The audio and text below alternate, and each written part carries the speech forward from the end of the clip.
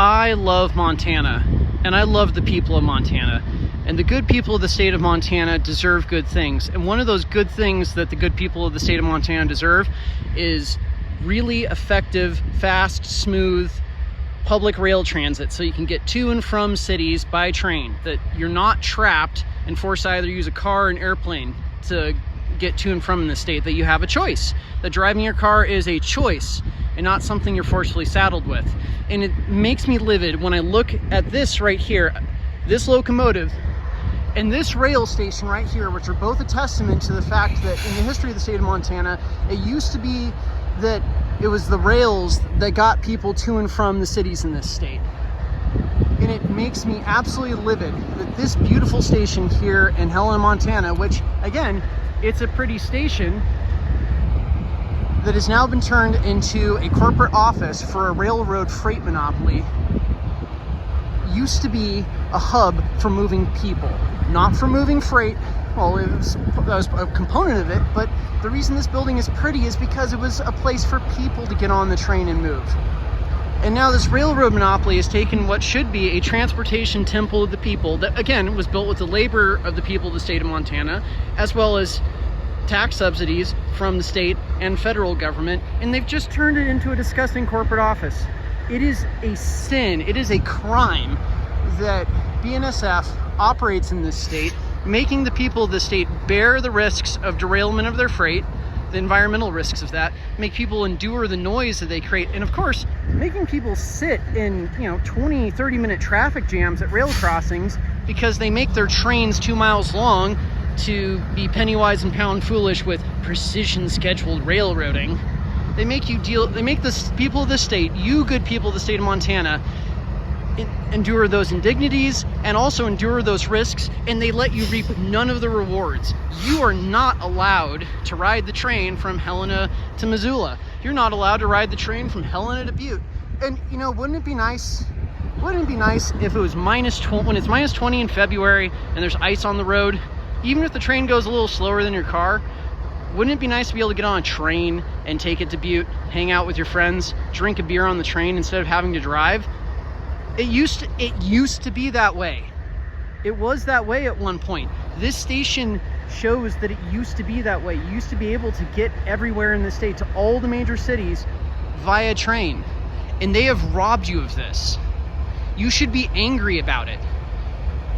And a lot of people will be like, why are you so anti-car? It's like, I'm not anti-car, quite the opposite. Because if BNSF is regulated like a utility and forced to serve the public good and offer decent rail service in between the cities in Montana, it's actually going to make driving a lot better.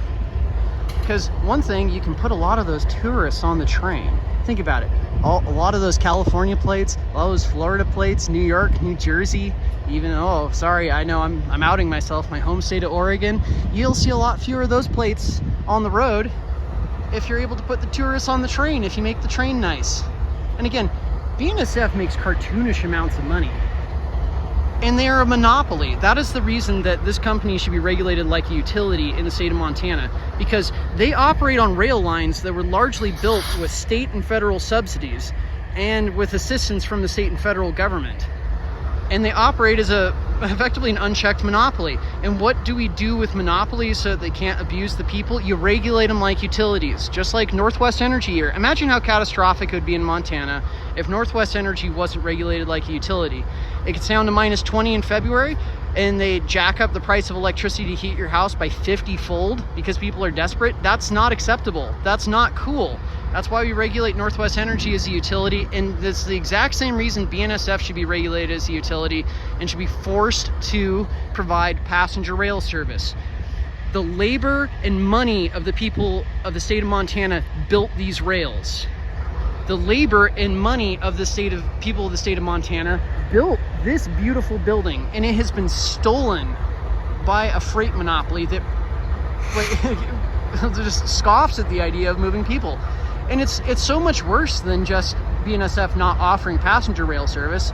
Even though these rail lines could not have been built without state and federal help and state and federal subsidies, this corporation viciously guards the rails as their private property.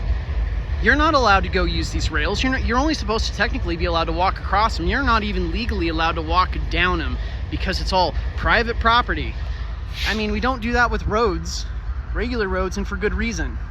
And there's one of two solutions. You either have the European model where this is all nationalized, which is actually not what I'm advocating for, or you have the Japanese model where these are private companies that still receive state and federal subsidies, but they're regulated as utilities and they are forced to serve the public good and they are not allowed to price gouge.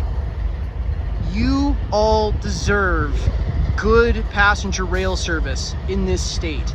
You deserve to be able to get on a train, drink a couple beers, and go down to Butte and party with your friends without having to drive all the way.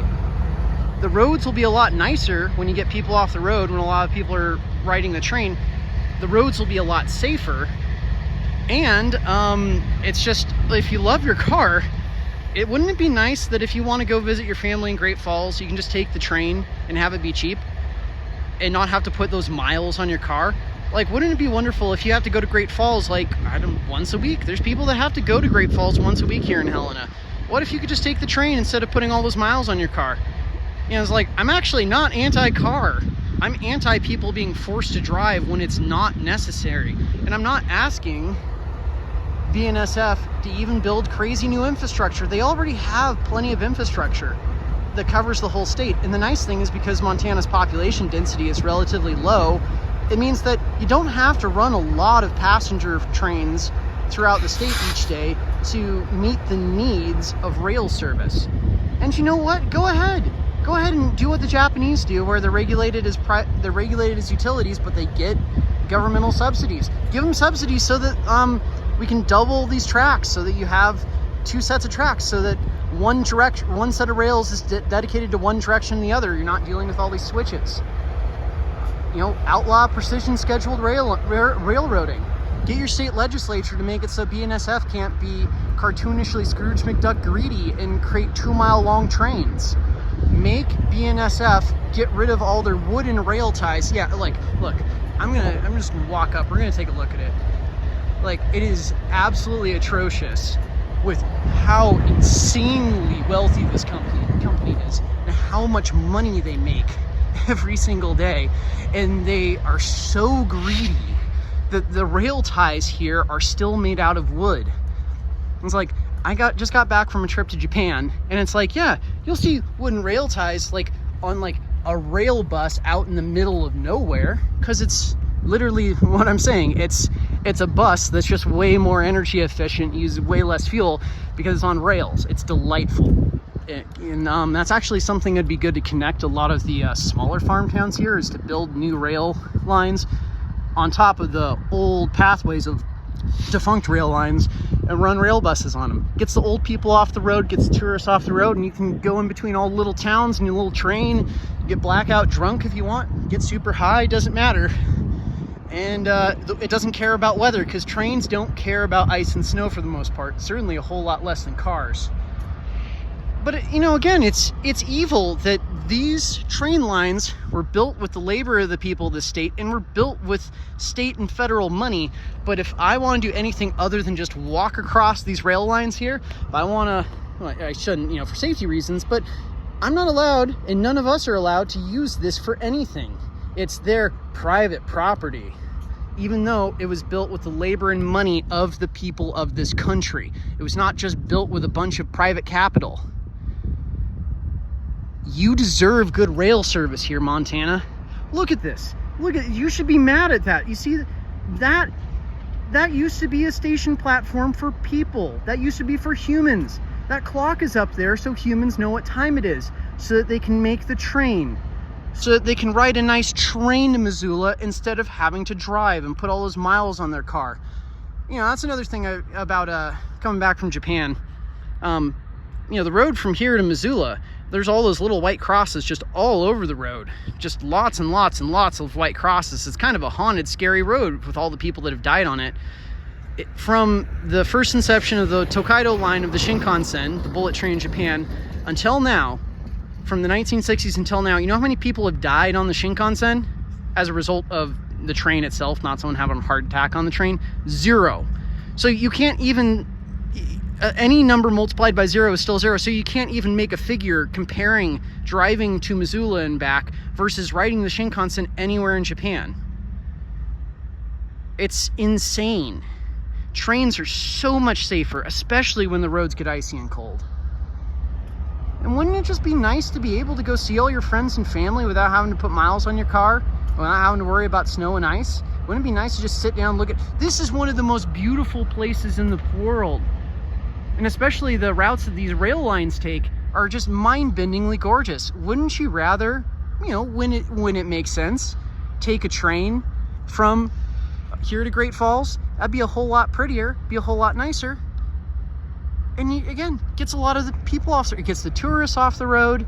It gets a lot of the old people off the road, and it creates, it makes it so there's no more excuse for drunk driving in between the main cities of Montana. If you're blacked out, you have an alternative. Right now, you don't. So anyways, you all deserve passenger rail. This is a greedy monopoly that it's not going to serve the public good unless your state legislature